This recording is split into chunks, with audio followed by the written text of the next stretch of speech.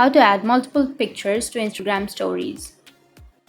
So if you want to add multiple pictures to your Instagram stories, then first open up your Instagram application. Once you open up your Instagram, now you need to go with the story option, which is on the upper left, and simply choose a photo that you would like to add, or you can simply take a blank image. Once you've taken a blank image, now you need to go for the upper right, which has that stickers option. Under stickers, you need to go with the photo, and it will take you to your gallery, and from here you can choose the photos that you would like to add. So you can simply drag and drop, and in the same way you can again go with photo and add another image, and again go with the photo and again choose another image, and again go with the upper right, which has that stickers, photo, and in this way you will be able to add multiple photos to your Instagram.